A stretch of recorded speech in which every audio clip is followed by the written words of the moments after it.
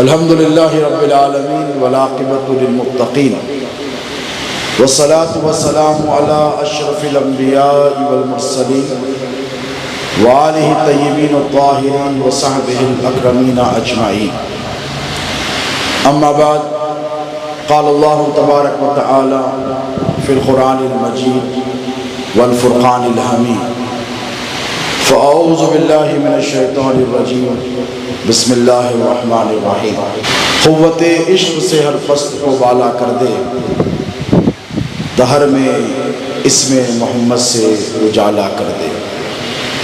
وہ دانائے سبل قطم الرسل، مولائے کل جس نے غبار راہ کو بخشا، فروغ عبادی سینا. معزز و مکرم برادران طریقت، میرے برادر عزیز سید شاہ مقصود قادری الموسوی نصیر پاشا، جو میرے بچپن کے رفیق بھی ہیں اور قانواد قادریہ موسویہ کے نبیرہ بھی ہیں، وہ آسٹریلیا سے تشریف لائے ہیں. میں تہہ دل سے ان کا بھی پرتپاک استقبال کرتا ہوں. شہزادگان اور سرکار پیر و مرشد کے سلسلے سے وابستہ تمام مریدین، دکن قدس اللہ سرہم نورانی کی معیت میں ہم نے اس مجلس میں بارہا شرکت کی سعادتیں حاصل کی ہیں، اور جو برسوں سے آتے رہے ہیں انہیں پتہ ہے، انہیں خبر ہے کہ عظمتوں اور نسبتوں کے کہ انہوں نے تاریخ کا بھی انتخاب کیا تو ایسا کہ زمانہ ایک طرف جس تاریخ کو چھوڑ رہا تھا، شہزادے غوث اعظم نے اسی تاریخ کو انتخاب کیا. 20ویں شریف عمومی طور پر 11 ہوتی ہے. سرکار کا یہ بڑا احسان ہے ہم مریدین سلسلہ پر، وابستگان سلسلہ پر. تو پوچھنے والوں نے اس محفل کے حوالے سے پوچھا بھی کہ آپ نے اس تاریخ کا انتخاب کیوں کیا پیر و مرشد سے؟ تو شہزادے غوث اعظم حضور خطیب دکن سرکار نے ارشاد فرمایا کہ ایک تو 20 تاریخ مولا علی مشکل کشا سے منسوب ہے، دوسری اس میں جو شب آتی ہے وہ میرے جد اعلیٰ سرکار موسیٰ قادری کی تاریخ ہے.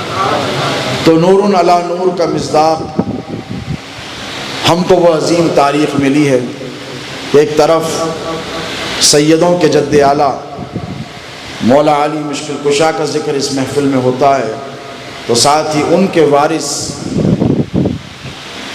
سرکار مستغنی عن الالقاب سیدنا موسیٰ قادری رضی اللہ تعالی عنہ کی نسبتوں کا بھی اس مجلس میں فیضان تقسیم کیا جاتا ہے. ہر سلسلے میں اللہ رب تبارک و تعالیٰ کچھ ایسی چنندہ شخصیتوں کو پیدا فرماتا ہے جن کی وجہ سے یہ سلسلہ طریقت کا معروف ہو جاتا ہے. جیسے سلسلہ عالیہ قادریہ، سرکار پیران پیر غوث اعظم دستگیر کا سلسلہ کوئی نیا سلسلہ بولیے نہیں ہے. پیران پیر غوث اعظم دستگیر کا سلسلہ وہی ہے جو حضرت ابو سعید مخزومی کا سلسلہ ہے. غوث پاک کا سلسلہ وہی ہے جو سر سختی کا سلسلہ ہے، جو جنید بغدادی کا سلسلہ ہے، جو بشر حافی کا سلسلہ ہے، ابو بکر شبلی کا سلسلہ ہے، جو معروف کرقی کا سلسلہ ہے. غوث پاک کوئی نیا سلسلہ لے کر بولیے نہیں آئے، بلکہ وہی سلسلہ جو سلسلتاً چل رہا ہے. سلسلہ کہتے ہی اسے جو ٹرانسمیشن میں ہو، جو کنسسٹنٹ ہو، جس کی کوئی کڑی ٹوٹنے نہ پڑے. عربی زبان میں سلسلہ چین کو کہتے ہیں. کس کو؟ لغوی معنی جو ہے اس کا چین کا ہے. اور چین آپ نے دیکھی کہ کڑی سے کڑی، کڑی سے کڑی، کڑی سے کڑی مل جاتی ہے. لیکن یہ غوث اعظم پیران پیر دستگیر قطب ربانی صاحب الاشارات والمعانی کا فیضان کرم ہے کہ یہ سلسلہ غوث اعظم کے پیران کرام سے منسوب یا موصوف نہیں ہوا، ذات ہی ایسی آئی کہ سلسلہ غوث اعظم سے منسوب ہو گیا. پھر اس سلسلے کی فروعات ہوئی، اس کی شاخیں ہوئی، اس کی برانچز ہوئی. یہ سلسلہ در سلسلہ چلتا رہا. پھر رزاقی ہوا، پھر وہابی ہوا. یہ سلسلہ پھیلتا رہا، پھولتا رہا. ساری دنیا میں غوث اعظم کا فیضان لٹاتا رہا، اور آپ اس فیضان سے فیضیاب بھی ہوتے رہے، آپ ہو رہے ہیں، آپ کے آباء و اجداد بھی ہوتے رہے۔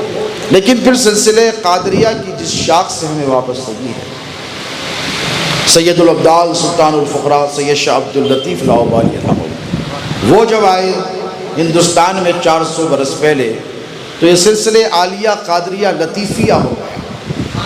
کیا ہو گیا؟ اب قادریہ کہیں تو لوگ پوچھیں کہ کہاں سے ہیں؟ جنوب سے ہیں کہ شمال سے ہیں کہ بغداد سے ہیں کہ ہما سے ہیں؟ کون سے سادات، کون سے اشراف کا یہ سلسلہ ہے؟ تو تشخص کو، آئیڈینٹیٹی کو برقرار رکھنے کے لیے سلسلہ عالیہ قادریہ لطیفیہ ہو گیا۔ پھر سرکار لاہوری سے موسوم رہا۔ پھر اس سلسلے میں کم و بیش 150 سال کے بعد، کتنے؟ کم و بیش 100 سوا 100 150 سال کے عرصے میں ایک ذات نے جنم لیا، جس ذات کو ہم سرکار موسیٰ قادری کے نام سے، اور جن کا فیضان کرم، جن کی شان، جن کی شوکت، جن کی عظمت، جن کی رفعت، جن کا مقام، جن کی ولایت اور جن کے کرامات بالکل ویسے تھے جیسے ان کے دادا سرکار لاہوری کے یا پھر سرکار غوث اعظم کے تھے۔ تو سرکار پیر شاہ محی الدین ثانی بارگاہ مصویہ میں آرام فرما ہے، اور میں ذمہ داری سے کہتا ہوں کہ سرکار لاہوری کے تمام شہزادگان بڑی شان والے ہیں، لیکن کیا کروں، اپنے جد ہے اس لیے نہیں کہتا کہ سرکار پیر شاہ محی الدین ثانی کو جو سرکار پیران پیر غوث اعظم دستگیر سے نسبت خاصہ تھی، ایسی نسبت اور ایسی مشابہت اور ایسی آئیڈینٹیفیکیشن جسے کہتے ہیں، سملیرٹی جسے کہتے ہیں، یہ سرکار پیر شاہ محی الدین ثانی کے علاوہ خانواد لطیفیہ میں کسی کو نہیں ملی۔ ان کے ہوتے ہوئے بات مت کرو، مجھے بات کرنے دیں۔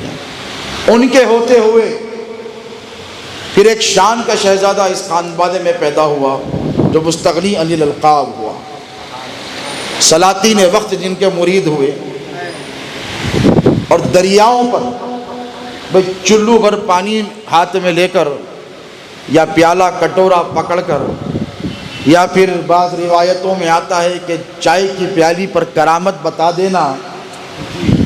میں طنز نہیں کرتا کسی کو، اہل علم جانتے ہیں کہ چائے کی کٹوری یا کیتلی پر کرامت بتا دینا الگ بات ہے، بہتے دریاؤں کا رخ موڑ دینا الگ بات ہے۔ تو وہ واقعہ بھی آپ جانتے ہیں سرکار موسیٰ قادری کا، کہ جب طغیانی آئی، پتہ چلا کہ اب حیدرآباد نہیں بچے گا، تو سکندر جا جو تیسرا نظام تھا وہ سرکار کا متخذ تھا، اس کی محلات، اس کی بیٹیاں، یہ سب سرکار موسیٰ قادری کی مرید تھی۔ انہوں نے معروضہ کیا کہ دیکھو صدر المشائخ، کیا کہتے تھے؟ صدر المشائخ۔ یہ کتابوں میں لکھا ہے، داستانیں نہیں ہیں، کتابوں میں لکھا ہے کہ سرکار موسیٰ قادری کو تمام مشائخ اس دور کے صدر المشائخ کہتے ہیں، کہ یہ تمام مشائخ کے صدر ہیں۔ یہاں تک کہ حضرت بندہ نواز کے ایک پوتے ہیں سید محمد حسینی، ان کا تو یہ معاملہ تھا کہ وہ سلسلے چشتیہ کے پیر کامل ہوتے، لیکن صاحب تصرف ولی کامل تھے۔ ان کے پاس کوئی مرید ہونے جاتا تو وہ کہتے کہ صدر المشائخ کی موجودگی میں ہمارے پاس اتنی جرت نہیں کہ ہم مرید کریں، جسے مرید ہونا ہے سرکار موسیٰ قادری کے مرید ہوگا۔ کیوں؟ وہ مقام جانتے تھے، وہ رتبہ جانتے تھے۔ فارسی کا مقولہ ہے، ولی را ولی می شناس، ایک ولی ہی دوسرے ولی کو پہچانتا ہے۔ ولی کو پہچاننے کے لیے یا تو ولیوں کی خدمت میں بیٹھو، یا تم خود ولی ہو تو پھر ولی کا رتبہ، اس کی شان و شوکت جان پاؤ گے۔ پھر ایک عرصہ گزرا، سرکار موسیٰ قادری کے نام سے یہ سلسلہ موسوم ہو گیا۔ ہماری پہچان کیا ہے؟ سید آل مصطفیٰ قادری الموسوی، والد بزرگوار شہزادے غوث اعظم سید کاظم پاشا قادری الموسوی، اس کے اوپر سید موسیٰ قادری الموسوی ثانی، لطیف محی الدین قادری الموسوی۔ یہ سلسلہ ہمارے جد اعلیٰ حضرت حسینی پاشا قادری الموسوی تک چلا تو سب کے سب موسوی ہوئے۔ کیوں؟ اسی لیے کہ پھر اسی شان کا شہزادہ پیدا ہوا جس کے نام سے ہم نے اپنے سلسلے کو منسوب کر دیا، موسوم کر دیا۔ تو کیا پتا چلا کہ سلسلوں میں تواتر کے ساتھ ولی پیدا ہوتے لیکن بہت بڑی شان والا، جو عالمگیر شہرت کا مالک ہو، جس کی پاپولیرٹی زمین پر ہی نہیں آسمانوں پر بھی ہو، جس کے تصرفات زمین والوں پر بھی نہیں آسمان والوں پر بھی ہو، جو تقدیر کا رخ دھارا بدل سکے، جو مردوں کو جلا سکے، جو ٹوٹی ہوئی تقدیروں کو بنا سکے، ایسے ولیوں سے سلسلے کو منسوم کیا جاتا ہے، موسوم کیا جاتا ہے، تاکہ مریدوں کو پتہ چلے کہ تم جس کے کہلاتے ہو اس کی شان کتنی بڑی ہے۔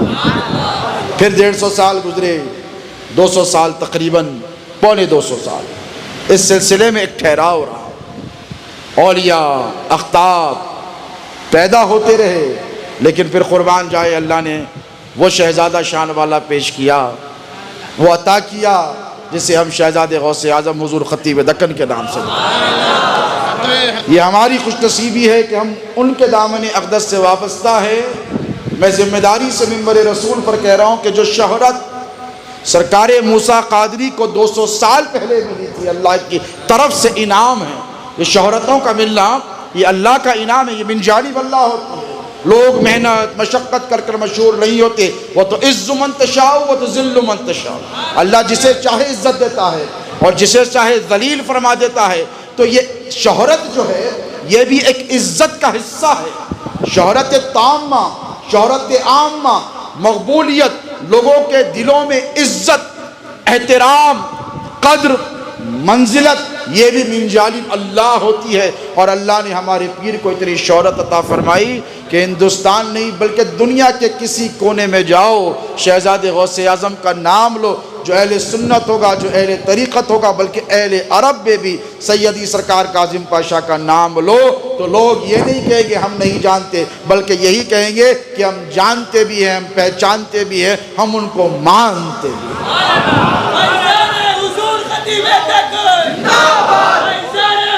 میں نے آج اپنی ابتدائی درس تصوف کو شہزادے غوث اعظم کی ذات کو محور اور نفس موضوع اور اپنے ٹاپک کا مرکز اس لیے بنایا کیونکہ پیر سے ہو کر ہم پیران پیر تک پہنچے، شریعت ہو کہ طریقت ہو کہ حقیقت ہو کہ معرفت ہو، مکاشفہ ہو کہ مجاہدہ ہو، تزکیہ ہو کہ تصفیہ ہو، کہ جتنی ساری باتیں تصوف کے حوالے سے آتی ہیں، کوئی مسافر راہ سلوک اس وقت تک کامیاب نہیں ہو سکتا جب تک کہ وہ اپنے پیر کے دامن کو مضبوطی سے نہ تھام لے، جب تک اپنے پیر کو مضبوطی سے نہ تھام لے وہ طریقت کے میدان میں ادھورا رہتا ہے، تصوف کی وہ بو تک نہیں سونگھ سکتا، اگر وہ اپنے شیخ کا نہ ہو تو وہ پھر کسی کا نہیں ہو سکتا۔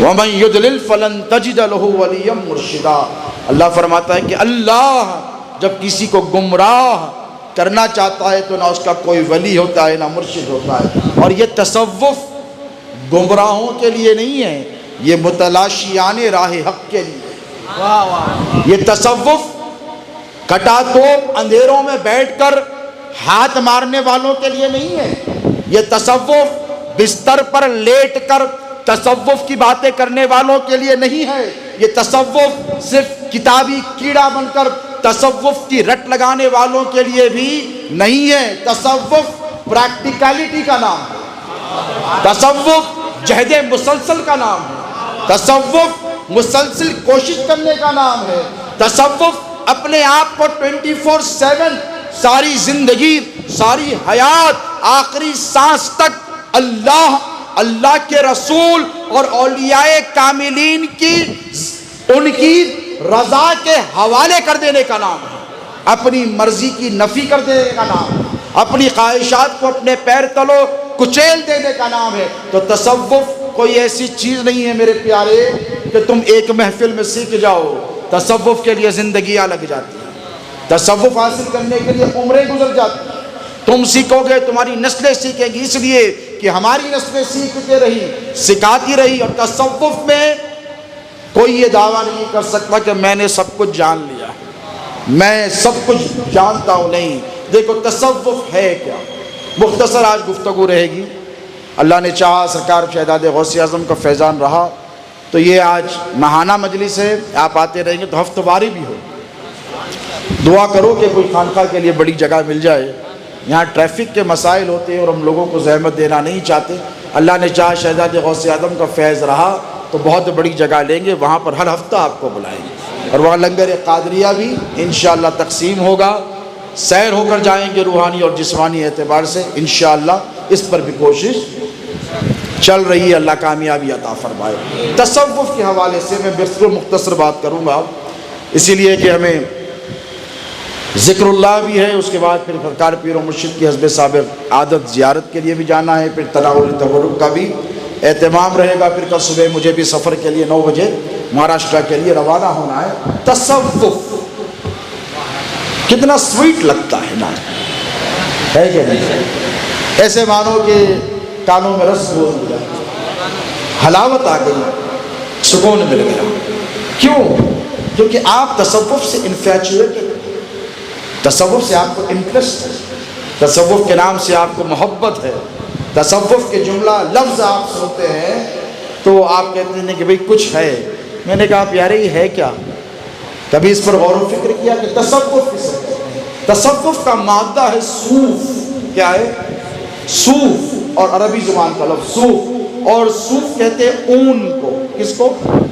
بولو، اون کو۔ اور اون کا کپڑا کیسا ہوتا ہے دیکھا ہے؟ مولانا افتخار کے ساتھ زبردست شروانی پہنے، ایسا نہیں ہوتا۔ تصوف صوف کا کپڑا، اچھا یہ بھی غوث پاک کے غلام ہے، اچھے سے اچھا لباس پہننا بھی غوث پاک کی سنت مبارکہ ہے، اس پر بھی انشاءاللہ گفتگو رہے گی، ورنہ ہمارے جبوں پر شملوں پر اعتراض شروع ہو جائے گا۔ اس پر بھی انشاءاللہ گفتگو آئے گی، پھر اگلی نشست پہ آئے گی۔ دیکھو یہ تصوف کا نام کیسے پڑا، اس کا مادہ جو ہے جہاں سے اوریجن ہوا ہے، ورڈ کسی بھی زبان میں اوریجن دیکھا جاتا ہے کہ بھئی یہ شروع کہاں سے ہوا، تو تصوف جو ہے کا مادہ ہے صوف، اور صوف کہتے ہیں اون کو، اور اون جو ہوتا ہے وہ کھردڑا کپڑا ہوتا ہے، وہ نرم پوشاک والا کپڑا نہیں ہوتا ہے، وہ باہر سے بھی کھردرا نظر آتا ہے، جسے ہم گڈرا کہتے ہیں نا، رف ایک دم، اور اندر سے بھی رف ہوتا ہے، بالکل ایسا نہیں ہوتا کہ بہت نرم ہو، ملائم ہو، کاٹن کی طرح، کاٹن ہی سے بنایا جاتا ہے ایک بات ہے، لیکن کھردرا بنایا جاتا ہے، رف اس کا سرفیس جو ہوتا ہے نا بالکل رف ہوتا ہے، ہاتھ لگاؤ تو گھسے جائے، اندر سے بھی دیکھو تو زیادہ زور سے اسکن پہ اگر مل دو تو ریشز نکل کر آ جائے، اتنا رف ہوتا ہے کپڑا۔ کیوں ہوتا ہے؟ صوفیوں نے یہ کپڑا کیوں پہنا؟ توجہ طلب بات، صوفیوں نے، صوفیاء کرام نے یہ کپڑا کیوں پہنا؟ یہ توجہ طلب بات، ایسے ہی نہیں پہنا ہوگا۔ اون کا کپڑا ابھی بھی مارکیٹ میں ملتا ہے، جا کر دیکھو، اور اس کو پہننے والے، لغوی معنی جو ہے اس کو پہننے والے صوفی کہلاتے ہیں، اور اس راہ سلوک پر عمل کرنے والے، جس راہ سلوک پر عمل کر رہے ہیں وہ تصوف کہلایا۔ سمجھ گئے؟ تصوف صوف سے ہے، اور صوفی جس نے صوف پہن لیا وہ صوفی کہلایا، اور صوفی کی جمع ہے صوفیاء کرام۔ تو یہ ہو گیا مختصر سا تعارف تصوف کا، بہت ساری اصطلاحات ہیں اس میں۔ حضرت جنید بغدادی نے کہا کہ نفس پر قدم رکھ دینے کا نام تصوف ہے، مختلف بزرگوں نے الگ الگ اس کی تعریفیں فرمائی ہے، لیکن طریقت کے میدان میں جب تصوف کی بات آئے تو تصوف صرف صوف کا کپڑا پہن لینے کو نہیں کہتے، یہ تو کوئی بھی پہن لے، پنڈت بھی پہن لے، کوئی پجاری بھی پہن لے، کوئی مجوسی بھی پہن لے، کوئی آتش پرست بھی پہن لے، تو کیا وہ صوفی ہو جائے گا؟ صرف لباس پہننے سے صوفی نہیں ہوگا، صوفی وہی ہوگا۔ اور صوفیہ نے اس لباس کو کیوں پسند کیا؟ آپ ہم تو درکنار اچھے آج کے اس دور میں وہ کپڑا نہیں پہن سکتے، تو معیوب لگا، اور پھر لوگ کہیں گے بھائی اگر علی پاشا پہن کر نکل جائیں آج کی تقریر کے بعد، یا ہم میں سے کوئی پہن کر مولانا نکل جائیں، ریاض حسین، عبداللہ شاہ صاحب پہن کر نکل جائیں، تو لوگ کہیں گے دکھاوا کر رہا ہے۔ کیا کہیں گے؟ میں دکھاوا کر رہا ہے، یہ کیوں پہن رہا ہے صوف؟ اندر کیا ہے؟ بات سمجھ میں آ رہی ہے؟ اندر کیا ہے؟ جب صوفیہ نے پہنا تو جاننے والوں نے جانا کہ ایسے ہی نہیں پہنا، کہ صوفی کون ہوتا ہے؟ صوفی وہ جو کم سوتا ہے، صوفی وہ جو کم بولتا ہے، صوفی وہ جو کم کھاتا ہے، صوفی وہ جو کم سوتا ہے، اور صوف کا کپڑا صوفیہ اس لیے پہنتے تھے کہ اگر زیادہ دیر لیٹ جاؤ کھردرے کپڑے پر، اگر تم کھردرے کپڑے پر لیٹ جاؤ یا چٹائی پر لیٹ جاؤ، بہت دیر سو نہیں پاؤ گے، اٹھ جاؤ گے، کیونکہ چبھنے لگے گا، بے چین کرنے لگے گا، جسم پر نشان پڑ جائیں گے۔ اور اس کے بالمقابل اگر تم گدے پر سو جاؤ، کاٹن پر سو جاؤ، 8 گھنٹے سو جاؤ گے، 10 گھنٹے سو جاؤ گے۔ تو صوفیہ کا معاملہ یہ تھا کہ وہ آرام کرنا نہیں چاہتے، بلکہ رسالہ قشیریہ میں ایک بہت بڑے ولی کامل کا واقعہ درج ہے۔ لوگوں نے دیکھا کہ ان کے پاس روٹی لائی گئی، شوربہ لایا گیا، تو ایسے روٹی کو بورا بورا بنایا، اس میں پانی میں ڈال دیا، کہا اسے جب باریک ہو جائے، بالکل نرم ہو جائے تو مجھے لا کر دے دینا۔ لوگ لا کر دیے، وہی کھاتے رہے، وہی کھاتے رہے۔ تو لوگوں نے پوچھا کہ آپ اتنی نرم غذا کیوں کھاتے ہیں؟ تو کہنے لگے وقت کس کے پاس ہے۔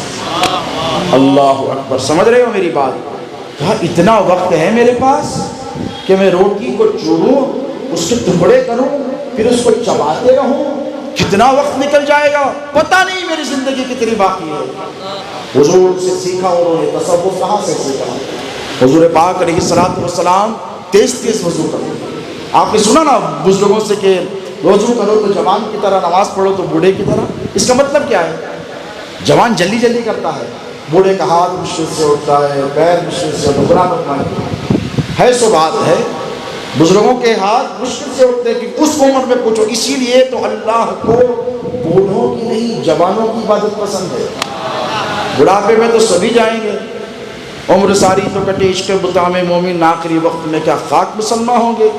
بڑھاپے میں تو کوئی بھی چلا جائے گا، لیکن اللہ کو پسند ہے تو اس نوجوان کی عبادت پسند ہے جو جوانی کے عالم میں کرتا ہے۔ جوانی میں آرام، نیند زیادہ ہوتی ہے، بڑھاپے میں تو ویسے بھی نیند نہیں آتی ہے۔ اگر اٹھ کر تہجد پڑھ لے تو کوئی اس نے تیر نہیں مارا۔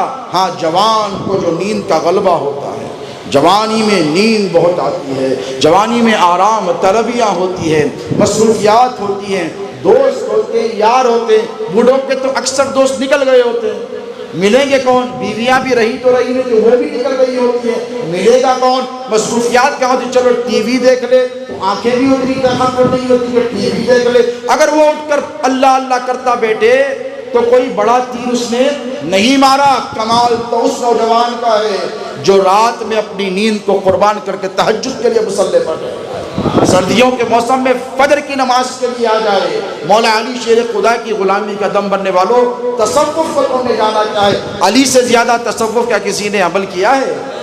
مبدا و مرکز تصوف کا علی کی ذات ہے، مولا علی کی ذات ہے۔ سارے صوفیاء کرام کے سر جس بارگاہ میں جھکے ہیں اسے نجف اشرف کہتے ہیں۔ کوئی صوفی اس وقت تک صوفی نہیں ہو سکتا جب تک حیدر کرار سے مضبوط اس کا رشتہ غلامی نہ ہو جائے۔ مولا کیا فرماتے ہیں؟ کسی نے پوچھا علی تمہیں کیا پسند؟ تو علی نے کہا کہ گرمیوں کے روزے پسند ہیں اور سردیوں کا وضو پسند ہے۔ ذرا سوچو اس میں کیا حکمت ہے۔ گرمیوں کا روزہ سخت ہوتا ہے، علی کو سردیوں کا روزہ پسند نہیں، ویسے بھی گزر جاتا ہے۔ مشقت، محنت، لگن، قربانی، ایثار، تواضع، ہارڈشپس، سیکریفائز، یہ مولا علی مشکل کشا کو پسند ہے۔ اسی لیے تو اللہ نے اتنا بلند مقام فرمایا ہے۔ سردیوں میں گرم پانی سے وضو کر لیتے ہیں چپ چپا کے، یا بعض کو تو میں نے دیکھا ہے اچھے اچھے تیمم۔ میں نے کہا بھائی یہ مسئلہ کہاں سے نکلا؟ نہیں سردی رہی تو کر لے سکتے۔ میں نے کہا کسی کتاب میں لکھا نہیں پیارے، کیا کر رہا ہے؟ وضو کر، توکل سے اچھا کر، ایسا کر جیسے علی شیر خدا کیا کرتے تھے، تو فرشتے تجھے وضو کرا کے آئیں گے جیسے جبرائیل مولا علی کو وضو کرانے آئے تھے۔ پھر الگ بحث یہ چلی جائے گی، تصوف کی بنیادی نظریات پر پلٹ کر آئیں کہ صوفیہ تصوف ہے کیا اور اس کی ضرورت کیا؟ جب قرآن موجود ہے، جب حدیث موجود ہے، تو پھر آپ کو تصوف کی کاہے کو ضرورت پڑے؟ کبھی آپ نے اس موضوع پہ سوچا؟ دیکھیں، بات صرف اتنی سی ہے کہ قرآن موجود ہے، قرآن کی 6666 آیتیں موجود ہیں۔ اِنَّا نَحْنُ نَزَّلْنَا الذِّكْرَ وَإِنَّا لَهُ لَحَافِظُونَ، قرآن کی ایک آیت آگے پیچھے بولیے نہیں ہو سکتی، حدیث بھی موجود ہے۔ لیکن ذرا توجہ طلب بات یہ دیکھیں کہ حضور کا زمانے میں چلیں 1500 برس پہلے تک آقا و مولا علیہ السلام کا زمانہ ہے، اور حضور کے 23 سال کتنے اعلان نبوت کے بعد 23 سال کتنے مصروف گزرے ہوں گے. کبھی آپ نے تصور کیا اس کے بارے میں؟ آج دنیا کی تقریباً آدھی آبادی مسلمان ہے، وہ 23 سالوں کا صدقہ. 40 سال تو حضور نے کسی کو بولا ہی نہیں نا. گھر والے جانتے تھے، بی بی آمینہ جانتی تھی کہ یہ اللہ کے نبی، حضرت عبد المطلب جانتے تھے کہ یہ اللہ کے نبی ہیں، اور جسے دنیا کفر کا فتویٰ لگاتی تھی وہ سرکار سیدنا ابو طالب علیہ السلام جانتے تھے کہ یہ اللہ کا رسول ہے. گھر والے جانتے تھے. لیکن 40 سال کے بعد حضور نے اعلان نبوت فرمایا تو کتنے ایئرس میں؟ 23 ایئرس. صرف 23 سال میں حضور پر کیا کیا ذمہ داری عائد ہوئی. قرآن کا نزول ہوتا رہا، اور قرآن کا نزول تو ایسا کوئی معمولی بات نہیں ہے. قرآن کا نزول لو انزلنا هذا القرآن على جبل لرأيته خاشعا متصدعا من خشية الله. اللہ کہتا ہے یہ قرآن اگر میں پہاڑ پہ اتاروں نا تو میری خوف سے ریزہ ریزہ ہو جائے. تو یہ جو پروسیس تھا وحی کے نزول کا، یہ کوئی آسان پروسیس نہیں تھا، یہ بہت ٹف پروسیس تھا. پہاڑ پر ڈالو اتنا بوجھ، بڑے سے بڑا پہاڑ ریزہ ریزہ ہو جائے اللہ کہتا ہے، تو اتنا بوجھ میرے نبی کے قلب نازک پر اترتا تھا. وہی کا کوئی معمولی ویٹ نہیں تھا. تو خالی اسی کو لے لے آپ، اس ذمہ داری کو لے لے، اسی ذمہ داری کو وہی کے نزول کی، تو کتنا بڑا کام ہے. وہ جو پہاڑ نہ سنبھال سکے حضور اپنے قلب پر اتارے. ڈائریکٹ کوئی لے سکتا ہے؟ موسیٰ پہاڑ پر اللہ نے تجلی کی، گر گئے غش کھا کے. موسیٰ دیکھ سکے یہ ڈائریکٹ میرے حضور کا تصرف ہے، میرے حضور کا اختیار ہے، میرے حضور کی طاقت ہے، یہ قوت ہے میرے نبی کی کہ حضور ڈائریکٹ اپنے قلب پر لے رہے. تو یہی مصروفیات بہت تھی. اس کے بعد تبلیغ اسلام کا کام، خفیہ طور پر کام. اس کے بعد میٹنگز ہوتی ہیں. اللہ کے رسول علیہ السلام چھپ چھپا کر گھروں میں جاتے ہیں، لوگوں کو صحابہ بلا کر لاتے ہیں. اس کی سیرت کے حوالے سے الگ تفصیلات بعد میں آئیں گی. بلا کر لاتے ہیں. اس کے بعد قربوت، اس کے بعد مظالم، اس کے بعد مشاکل، اس کے بعد مشکلیں، آزمائشیں، بدتمیزیاں، حضور کے ساتھ گستاخیاں، حضور کے خاندان کے ساتھ گستاخیاں، اصحاب پر ظلم، زیادتی، جور، ستم کے پہاڑ توڑ دیے گئے. یہ ساری چیزیں ہیں، یہ 23 سال میں ہو رہی ہیں. توجہ ہے آپ کی. صحابہ کی تعلیم و تعلم 23 سال میں ہو رہا ہے. منہیات کیا ہے؟ یہ 23 سال میں بتائی جا رہی ہے. کیا کرنا ہے؟ یہ 23 سال میں بتایا جا رہا ہے. امر بالمعروف، اچھے کاموں کی ترغیب، یہ 23 سال میں دی جا رہی ہے. نہیں عن المنکر، یہ 23 سال میں دیا جا سارے کام. اس کے بعد جنگیں بھی 23 سال کے اندر ہو رہی ہیں. بڑی بڑی جنگیں ہو رہی ہیں. صحابہ شہید ہو رہے، کٹ کر گر رہے ہیں، کٹ کر گر رہے ہیں. سید الشہداء کی شہادت بھی اسی 23 سال میں ہے. تو آپ مجھے بتائیے، ایکسپیڈیشنز ہیں، خطوط ہیں، بادشاہوں سے مکالمات ہیں، وفود کی آمد ہے. پھر اس کے بعد یہ عالم ہے کہ کوئی بیوی میرے نبی کی یہ نہیں کہہ سکتی کہ نبی نے ہمیں وقت نہیں دیا. اللہ، ہر بیوی کو وقت بھی دے رہے ہیں. حسنین کریمین نے شکایت نہیں کی کہ نانا جان نے ہمیں سینے سے نہیں لگایا. نانا جان کے پاس اتنا وقت ہے کہ حسنین کریمین کو اپنی زبان چسا رہے ہیں.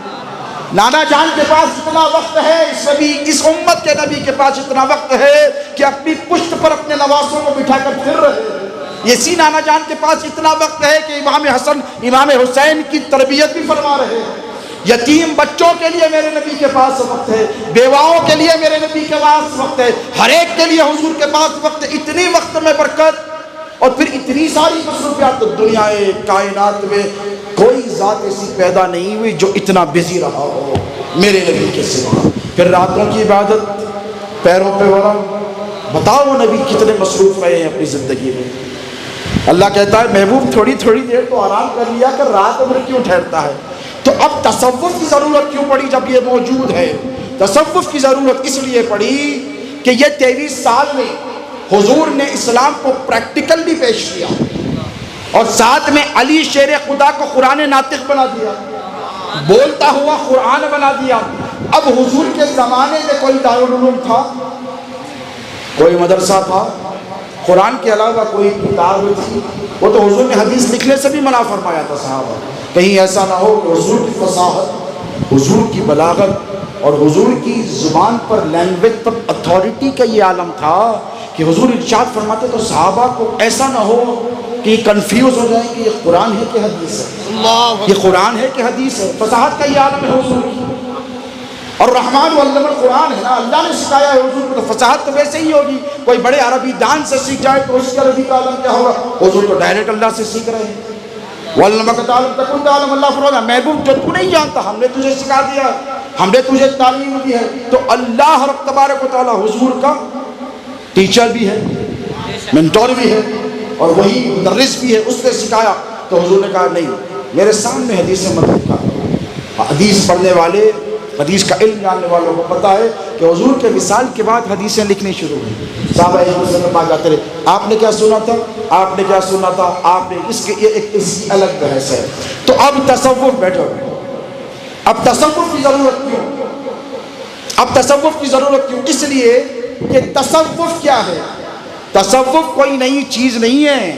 تصوف کو بدعت کا نام نہ دیا جائے، نہ، اسی لیے کہ بدعت اس سے کہتے ہیں کہ دین میں کوئی نئی چیز ایجاد کی جائے which is directly is in conflict with قرآن اور حدیث، قرآن سے حدیث سے ڈائریکٹ تصادم جس کا ہو، جو متصل تعلیمات سے حدیث سے اور قرآن سے، اسے کیا کہتے ہیں بولو؟ بدعت۔ تصوف بدعت کا نام نہیں ہے، تصوف پریکٹیکلٹی کا نام ہے۔ قرآن اور حدیث کو جمع کر کر، دونوں کو جمع کر کر، دونوں میں موازنہ کر کر، اور دونوں سے استنباط کر کر مسائل کا، بھئی ایک مسئلہ لے لیا، قرآن کیا کہتا ہے اور اس کے بارے میں حضور کیا کہتے ہیں، ان دونوں کو جمع کیا۔ یہ حضور کے زمانے میں ہوا، تدوین قرآن کا ہوگی حضرت عمر کے دور میں، حضرت عثمان کے دور میں، حضرت ابوبکر صحیفہ نکالے، لیکن اکسی جسے کہتے ہیں وہ تو حضرت ذوالنورین جامع القرآن کہتے ہیں، حضرت عثمان کے زمانے میں ہوا، تقریباً 14-15 سال کے بعد حضور کے جانے کے۔ تو یہ قرآن سے اور حدیث سے سارے مسائل کو نکال کر، ہر موضوع، زندگی کے، آخرت کے، قبر کے، حشر کے، نشر کے، سارے معاملات کو مجتمع کر کر ایک کمپلیٹ سسٹم آف لائف، ایک نظام حیات بنا کر مسلمانوں کو سپرد کرنے کا نام تصوف ہے۔ اور اس پر عمل کرنا اس لیے ضروری ہے کہ آج ہزاروں سال کا عرصہ گزر گیا، تصوف سے کسی بھی ولی نے انحراف نہیں کیا۔ نہ غریب نواز نے کہا کہ تصوف غلط ہے، نہ سرکار موسیٰ قادری نے کہا کہ تصوف غلط ہے، نہ سرکار لاؤبالی نے تصوف کا انکار فرمایا، نہ سرکار پیر لاسانی سیدنا عبد القادر جیلانی نے تصوف کا انکار کیا۔ کیوں؟ تصوف کوئی نئی شے کا نام نہیں ہے، تصوف قلب کے تزکیے کا نام ہے، تصوف purification of civil and mind کا نام ہے، اینڈ باڈی اینڈ ہارٹ کا نام ہے۔ جسم کو اور روح کو اور نفس کو، یہ تین الگ شے ہیں۔ دیکھیے میں اپنی بات کو ختم کر رہا ہوں امام قشیری کے قول کے حوالے سے۔ عمومی طور پر یہ سمجھتے ہیں کہ روح الگ ہے، ایک ہے، نفس بھی ایک ہے۔ نہیں پیارے، یہاں دھوکہ کھا جاتے ہیں۔ نفس اور روح کو ہم ایک سمجھتے ہیں، اندر کی جو چیز ہے اس کو ایک ہی سمجھتے نہیں۔ نفس الگ شے کا نام ہے، روح الگ شے کا۔ روح ایک لطیف شے ہے، روح جو جسم کے اندر ہے نا، وہ ایک لطیف شے ہے۔ وَيَسْأَلُونَكَ عَنِ الرُّوحِ قُلِ الرُّوحُ مِنْ أَمْرِ رَبِّكَ، اللہ فرماتا ہے کہ محبوب تم سے روح کا سوال کرتے، کہہ دو یہ اللہ کے امر سے، اور ان کو علم نہیں دیا گیا، اس کا بڑا قلیل دیا گیا۔ عمومی طور پر تصوف کا بڑا گہرا تعلق روح سے اور نفس سے۔ کس سے؟ تصوف ظاہر کا نام نہیں ہے، جیسے شریعت ظاہری احکام کا نام ہے، حضور کی اتباع کا نام ہے۔ تصوف کیا ہے؟ طریقت کیا ہے؟ روح کی پاکیزگی، بالیدگی، اس کے پیوریفیکیشن کا نام ہے۔ کس کا نام ہے بولو؟ اس کے پیوریفیکیشن کا نام ہے۔ اور تصوف کیا کراتا ہے؟ تصوف روح پر کنٹرول کرتا ہے۔ تصوف کا نظام کیا ہے؟ آپ کی روح پر، آپ کے نفس پر، دونوں پر کنٹرول کرتا ہے۔ روح اتنی لطیف شے ہے، انشاءاللہ ایک ہی نشست میں یہ باتیں ختم ہونے والی نہیں ہیں، زندگیاں درکار ہے۔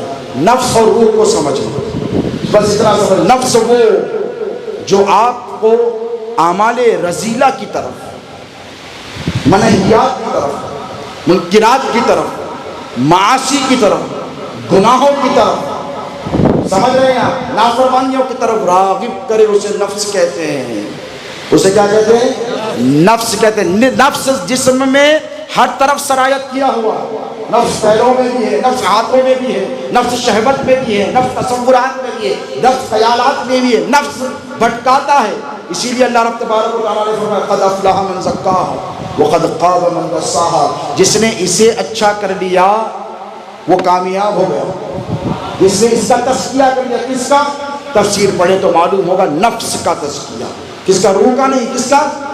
نفس کا تزکیہ کر لیا. اللہ فرماتا ہے یا ایتھا النفس المطمئنہ ارجعی الی ربک راضیۃ مرضیہ فادخلی فی عبادی وادخلی جنتی. اے نفس مطمئنہ لوٹ اللہ کی طرف. تو ایک ہے نفس مطمئنہ اور ایک ہے نفس غیر مطمئنہ. اور نفس مطمئنہ، نفس جب مطمئن ہو جاتا ہے، نفس کیسے مطمئن ہوتا ہے؟ بولیے کیسے مطمئن ہوتا ہے؟ شہوات، نفسیاتی خواہشات، گناہوں کی طرف ذرا سا میلان ہوا اسی راستے پر چل گئے. اسے کہتے ہیں اپنے آپ کو نفس کے حوالے کرنا. اور روح اتنی لطیف شے ہے کہ اگر ایک کافر کی بھی ہے تب بھی لطیف ہے. کیوں؟ اسی لیے کہ اللہ کے حکم سے اس کا کچھ نہیں ہے، اس کا کچھ نہیں ہے. قل الروح من امر ربی. سمجھ رہے ہیں آپ؟ ایک بڑا لطیف نقطہ دے رہا ہوں، کنفیوز نہیں ہونا. بڑا لطیف نقطہ. کافر کی روح ہے، ایک مسلمان کی روح ہے، دونوں بازو سو رہے ایک ہی محلے میں، یہ گھر میں یہ گھر میں. مسلمان صاحب کی روح نکلی، سیدھا چلے گئی امریکہ یا قطر فیفا ورلڈ کپ دیکھنے کے لیے. بازو سو رہے تھے ہندو بھائی، ان کی بھی روح نکلی، انہوں بھی چلے گئے. انہوں سو رہے ادھر، پہنچ گئے ادھر، اور ان کی روح بھی چلے گئی اور وہ بھی فیفا ورلڈ کپ میں سب کچھ دیکھ کر آئے. جو نہیں دیکھ رہا تھا وہ بھی دیکھ کر آئے. یہ تو یہی سو رہے ہیں.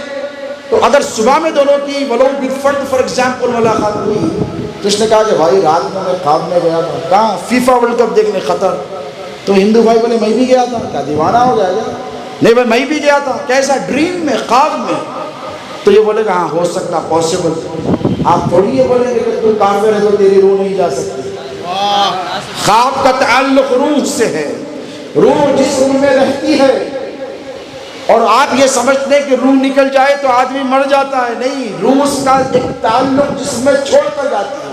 یہ اللہ کی طاقت، اللہ کی قدرت، اللہ کی قوت، اس کا کارخانہ قدرت کا نظام دیکھیے کہ ایک کافر کی بھی روح ہے تو بھی پرواز کر رہی ہے، مسلمان کی روح ہے تب بھی پرواز کر رہی ہے. دونوں ایکولی جا رہے ہیں. ان کو نہ فلائٹ کی ضرورت ہے، نہ پاسپورٹ کی ضرورت ہے، نہ ویزے کی، نہ امیگریشن کی. یہ سیدھا نکل کر جا رہی. تو کیا پتا چلا اگر کسی کافر، نافرمان، اللہ رب تبارک و تعالیٰ کی توحید کے منکر کی بھی روح ہے تو اللہ نے روح کی قوت کو ختم نہیں کیا بلکہ باقی رکھا ہے. ایک کافر کی روح عالم رویا میں، خواب کے عالم میں دنیا کے کسی بھی حصے کی سیر کر سکتی ہے. تو سوچو جب کافر کی روح کا یہ پرواز کا یہ عالم ہے تو مسلمان کی روح کی پرواز کا عالم کیا ہوگا. من عرف نفسه فقد عرف ربه. جس نے اپنے نفس کو پہچان لیا اس نے اپنے رب کو پہچان لیا. تو آؤ اس بات کا عہد کریں کہ ہم غوث اعظم محبوب سبحانی کے غلام، ہم قطب ربانی کے غلام، ہم اس سلسلے کے پیروکار ہیں جو تمام سلاسل طریقت میں سب سے افضل ہے. ہم اس شیخ کامل کے مرید ہیں جو ہر جہت سے، ہر اعتبار سے، ہر ڈائریکشن سے، ہر لحاظ سے تمام مشائخ کائنات میں سب سے افضل ہے، سب سے اعلیٰ ہے، سب سے اولیٰ ہے، سب سے بالا ہے. وہ ہمارا پیر محبوب سبحانی قطب ربانی. ہم ان کے غلام ہیں جنہوں نے 40 سال عشاء کے وضو سے فجر کی نماز پڑھی. بولو ہے کہ نہیں؟ ہم ان کے غلام ہیں جن کے سامنے نفس کا یہ عالم تھا. یا ایتھا النفس المطمئنہ. اللہ کہتا ہے قد افلح من زکاہا. پیرانے پیر غوث پاک نے اسے پریکٹیکل کر کے بتایا. یہ پریکٹیکل جو کر کر غوث پاک نے بتایا نا، اس کو کیا کہتے ہیں؟ اسی کو تصوف کہتے ہیں. اسی کو تصوف کہتے ہیں. پیرانے پیر کی 40 سال کی جو راتیں ہیں نا، 40 سال عشاء کے وضو سے جو فجر کی نمازیں پڑھی ہے نا، اسی کو تصوف کہتے ہیں. پیرانے پیر غوث اعظم دستگیر بھوکے رہے ہیں، پتے کھا کر جیے ہیں، جنگل جنگل اللہ کی عبادت اور ریاضت میں نکل گئے ہیں، مکاشفات میں رہے ہیں، مجاہدات میں رہیں، ان پر انکشافات ہوتے رہے، وہ مکشوف بنے تو کیسے بنے؟ اسی تصوف کو فالو کریں۔ پیران پیر نے جو کیا ہے نا، ہم قادریوں کے لیے تو کم از کم یہی کافی ہے کہ سرکار غوث پاک کی جو ساری زندگی ہے نا 92 سال کی، یہ ساری زندگی کا نچوڑ تصوف ہے، اسی پر ہم کو آپ کو عمل پیرا ہونا ہے۔ اور یاد رکھو یہ روح کے تقاضے ہیں، جیسے نفس کے تقاضے ہیں، نفس خواہش کرتا ہے نا اچھا کھانا، دے دیتے ہو، آج بریانی کھانا دل بولتا ہے، دے دیتے ہو، آج بریانی سے اوٹ گیا بھائی، 8 دن سے دعوتاں کھا رہا ہوں، بور ہو گیا، آج میرے کو بریانی نہیں کھانا ہے، آج میرے کو دال چاول کھانا ہے۔ کون بول رہا ہے یہ؟ نفس بول رہا ہے۔ اور جو نفس بول رہا ہے اسے دے رہے ہو، ذرا سوچو، وہ نفس جو ختم ہو جانے والا ہے اس کو دے رہے ہو، جو روح ہمیشہ رہنے والی کبھی اس کا خیال نہیں کرتے۔ اسی لیے دیکھو بزرگوں کے آستانے پر جاؤ تو کیا کہتے ہو؟ کیا روحانی سکون ملا ہے روح؟ بولا بیٹا آپ روح کو پہچانتے، کبھی ملے کبھی دیکھے، اس کے تقاضے معلوم ہیں؟ نہیں حضرت اتنا ڈیٹیل میں تو نہیں گیا میں۔ پھر کیسا بولتی ہے روحانی سکون ملا؟ پھر آپ نے کیسے کہا؟ وہ سب نہیں معلوم، بولے دل کو بڑا سکون ملا، جتنا بوجھ تھا نا یہ سب چلا گیا۔ کیوں؟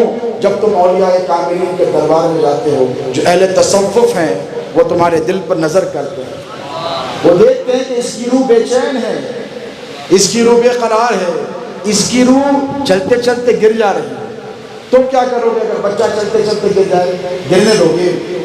نہیں، ہاتھ تھام لو گے نا۔